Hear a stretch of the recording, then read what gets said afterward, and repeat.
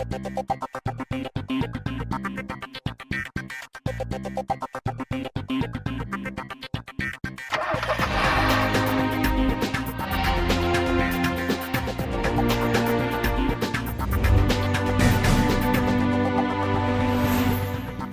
everyone to a brand new C&B. I am Siddharth Vinayak Partnkar.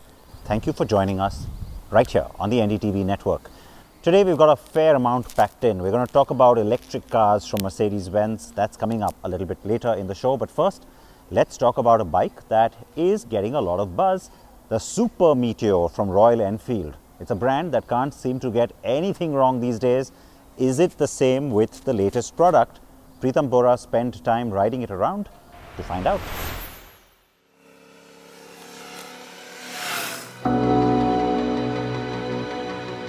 Life is a journey, not a destination.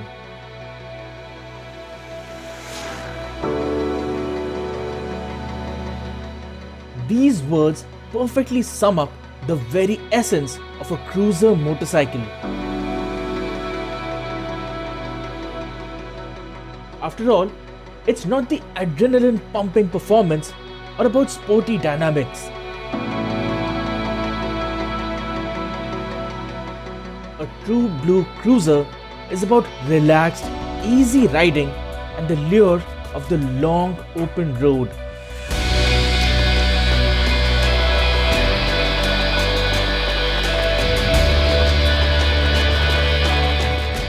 And that's exactly what the new Royal Enfield Super Meteor 650 is about. And so here it is, finally, the all-new Royal Enfield Super Meteor 650, the latest cruiser from Royal Enfield. Now the Super Meteor name is of course not all new. Royal Enfield had a Super Meteor 700 which was manufactured from 1956 to 1962 in England.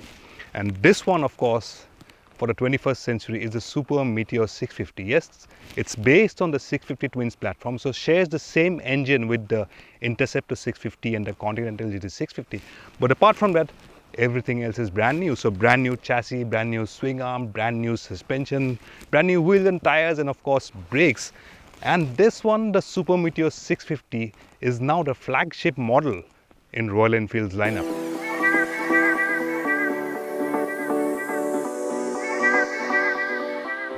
The Super Meteor 650 isn't the first cruiser in Royal Enfield's modern history. It follows the Thunderbird from the beginning of the millennium, which was preceded by the Lightning 535 from the 1990s, the biggest capacity cruiser from Royal Enfield. That is, up until now. And the Super Meteor 650 is absolutely gorgeous.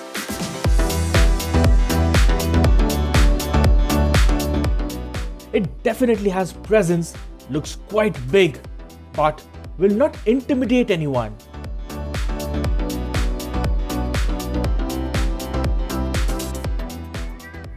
The stance, the proportions, the design and details all go hand in hand to complement Royal Enfield's flagship product. Apart from the engine, which is shared with the Interceptor 650 and the Continental GT 650, everything all is pretty much all new.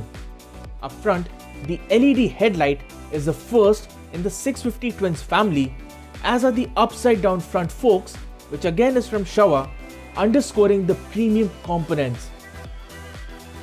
There's a smattering of brushed aluminium as well.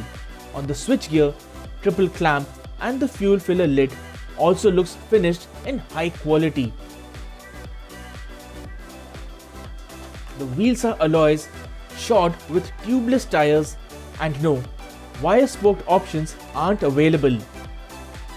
The instrument console is shared with the Meteor 350 and it gets the triple navigation pod alongside. The Naked is the base variant, and there's also a Tourer variant which comes with a standard windshield, touring seat and a pillion backrest. And there's option of customizing the Super Meteor further with a long list of genuine motorcycle accessories. In all, it definitely oozes quality and perhaps is the best built Royal Enfield motorcycle so far.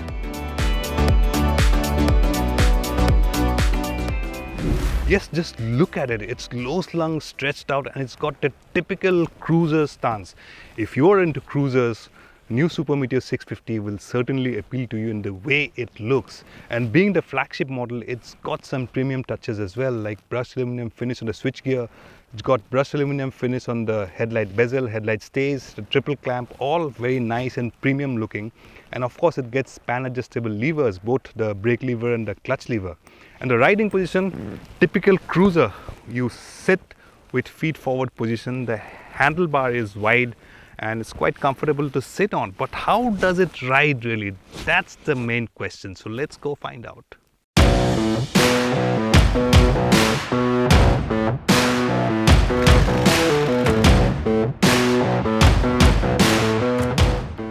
Straight away, the Super Meteor 650 feels familiar.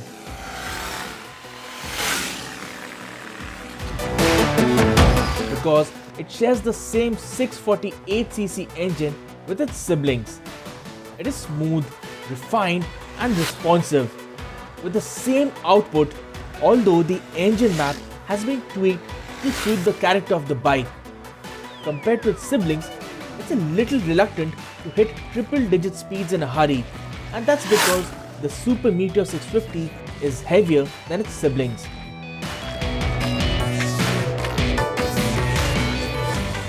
Out on the open road, there's no dearth of performance to cruise steadily.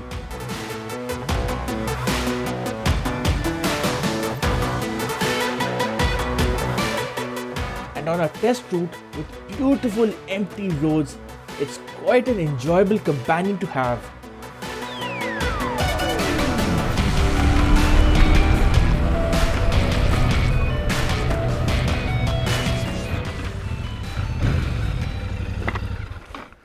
Yes, the Super Meteor 650 has got familiar performance. Of course, it's very refined at 650cc parallel twin, but of course, this one is considerably heavier than the Interceptor 650 and the Continental GT 650. So from the get-go, it doesn't feel as quick or as eager as those other two siblings. Now, in terms of performance, I saw a speedo indicated top speed of about 155 kilometers per hour.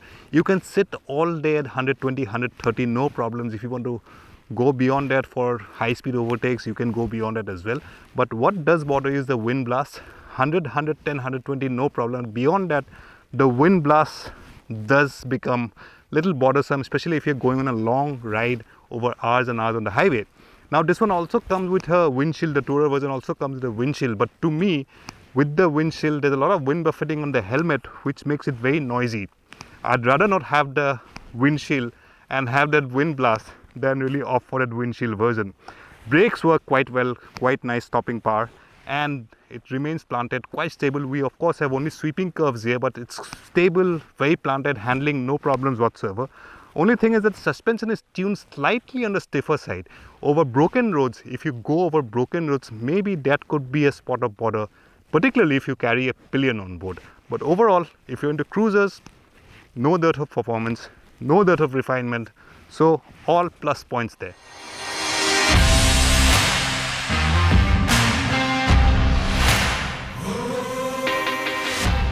The Super Meteor 650 looks great, exudes a level of quality that's definitely worth talking about, and is certainly a very desirable motorcycle. In fact, this is the one motorcycle which could very well revive interest in the cruiser segment and possibly even make it one of the most popular models in its segment here in India and around the world.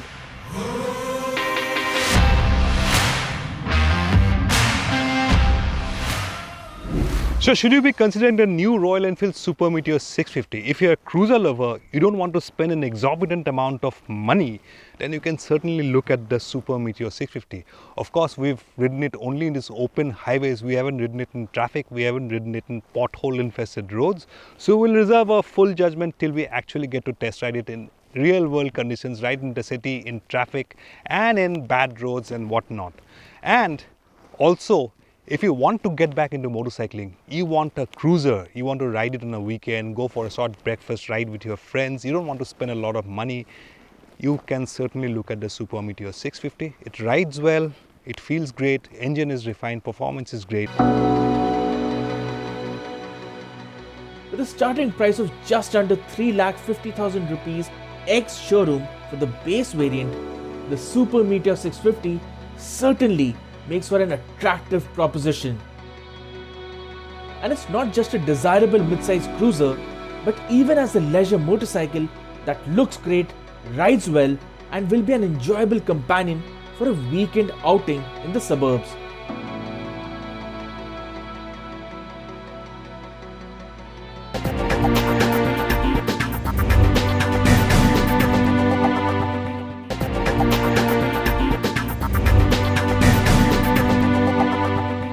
In the Mercedes-Benz range, we're starting to see different cars with different applications at different ends of the spectrum. And in India too, that portfolio is already looking very generous.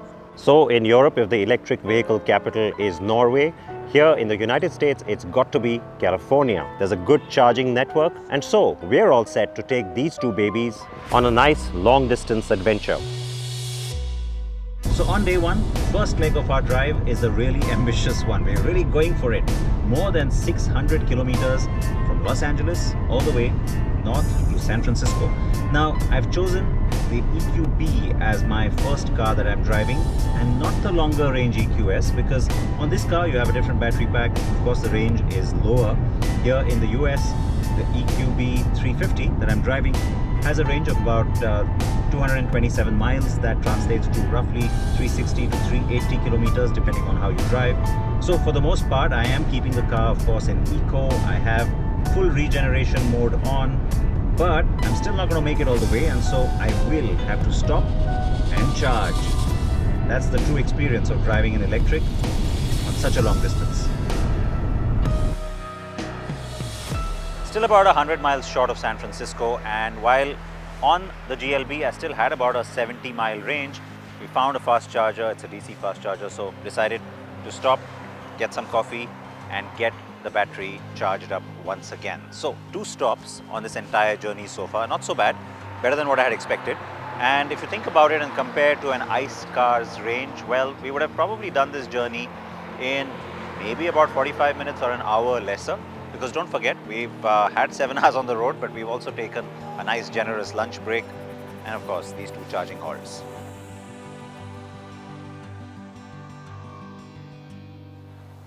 Ah, the Golden Gate Bridge. What a symbol internationally that this city of San Francisco is known for. Now, we got here really late last night, so no views. Everybody just wanted to crash and get some sleep. The bridge itself doesn't really need an introduction. We know it's red because, well, they built it like that to be able to spot it in thick fog. This Patagonia red color really stands out, right? Because typically for cars like the EQB or the GLB, you see so many grays, blacks, whites. This is really nice. Now, this car, of course, requires a whole lot more charging than that one. We made that point yesterday because of the difference in the battery sizes. So yes, we've had to make a few extra stops for that one. With the EQS, well, the whole pitch is about long range, and you know, and just looking at the car with its aerodynamic styling, you can understand the big difference in terms of being able to munch more miles with this one as compared to that one. But luckily, right now they're both good on charge, and we've got to get going.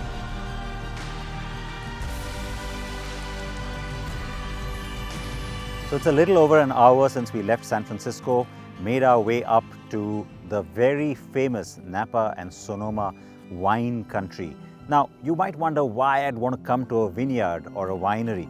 The Robert Young estate here has been with this particular family, the Young family, for over 5 generations. Now, with a car like the EQS, remember that the kind of people who buy into this experience are people who are used to the finer things in life. And we wanted to get a little taste of that today. So quite literally, there's going to be some wine tasting, which means my driving for the day is pretty much done. But you know what? It's the spectacular countryside, it's the beautiful rolling hills and all of the grapevine that I hope will make up for not driving the rest of the day.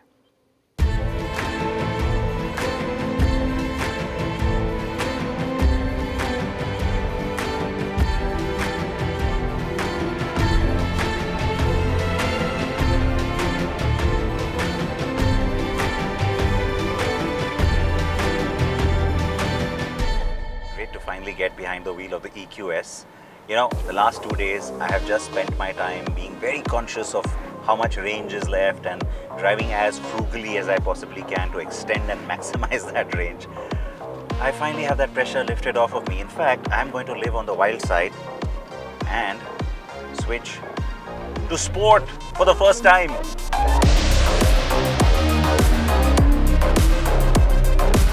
There's that sound.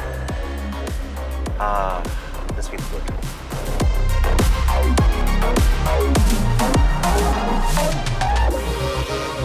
So if day one was all about the really long distance drive, day two was more about San Francisco and wine country.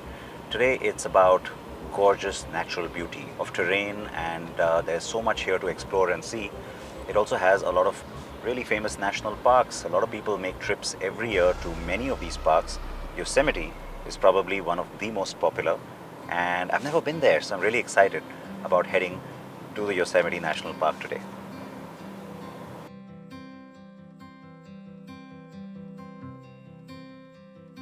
So we're just short of the entrance to the Yosemite National Park, but of course it's time to plug in and get some charge, because, you know, going in there, obviously there won't be so many chargers available. Now, the interesting thing is that I know I was talking about how the EQB is the one to worry about for us on our road trip, but you know what? Going through some of these nice mountain roads right now, it's actually picked up a lot in terms of regen charge. So as it turns out, it's not run out of charge by the time we've reached here, but it's also a good time to stop for lunch.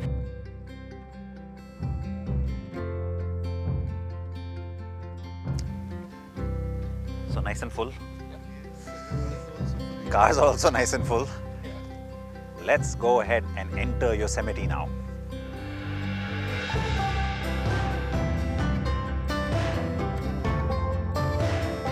So we're about to enter Yosemite National Park, and you can see that the entire terrain, the landscape has changed. It's a lot colder here, obviously, because we've been lucky enough to get to see some snow on the ground. And it's going to get even more spectacular as we drive in to the massive, very famous national park. While there have been questions in the past on the performance of EVs in colder weather and on mountain roads, let me assure you that things were in fact exactly the opposite for us. The information from the dash was always accurate, and while charging infrastructure was limited, it wasn't a worry, even for a minute. Been a fantastic 5 days here on the road with these two cars. Not only have I made some great memories and seen some absolutely magnificent sights, but I've also been able to learn a lot about how it works in the real world with different kinds of electric cars, their application, the pain points, and also just how much fun they can be to drive. Now, before I get going, because you know our drive isn't quite over yet, we've still got another 500 kilometers to do to get all the way back to Pasadena, close to Los Angeles. And until then, I'm going to try and soak in some of this beautiful air, and maybe time for one more photograph of the lake. We had a challenging and very fun drive across California. We got a real chance to figure out how to live with an electric vehicle. But our journey isn't quite over. Now I am back in India, and we're taking this journey forward for a very special reason. That's right, we've got the entire EQ range that's here in India. So the EQC is the first member of the Mercedes EQ family. It arrived in 2019. Well, late 2018 as a 2019 model. That's when, of course, we got it in India too. It's been around for a while. It's actually done better than what people expected in terms of customer response, not just here, but worldwide. So you get a good amount of power, and you get 700 Nm of peak torque. But where am I, and why have we come here? Well, when you think about these cars and you think about the direction that even Mercedes-Benz is going with its EQ strategy, the entire conversation goes beyond just the products. It's also about sustainability. It's also about a greener tomorrow, right? That's where this whole conversation started, and that is also where it needs to culminate. So, very aptly then, I'm at a massive 100-acre solar farm. Well, solar power plant, if you want to call it that. This is the JBM power plant, and you can see acres and acres of these solar panels with a massive capacity of 20 megawatt. It is a big area of concern for the government as well, and all the automakers are sort of watching that space very keenly. Speaking of renewable power though, there is a little bit of renewing that kind of happens on board as well. You know what I'm talking about. It's regeneration, the regen energy that you pick up while driving. And it is very different in all three cars. They actually have different modes. I mean, on the EQC where it first started, we saw the D mode as well, where you can go max regen, single pedal. But then now the technology has also progressed where on cars like this, you actually have the auto mode, where the car and the software on board are gauging not just your driving style, but also the conditions you're driving in and giving you optimal regeneration, more range. Today, of course, while driving here, all three cars did pick up a fair number of kilometers too. The Mercedes-Benz electric range has been a delight to drive, right from the beautiful landscapes of California to the lush green vineyards in Napa, and finally here in India, where the EV revolution is accelerating at a steady pace. I thank you for joining us on this exciting drive and hope to see you soon with another EQ adventure. Quite the EQ adventure, and you can catch the full videos with a lot more detail on that journey on our YouTube channel. With that, it's a wrap here on CNB. Please promise me you'll wear your seatbelts. Promise me you'll wear a helmet if you are on a motorcycle, front or back. Bye-bye.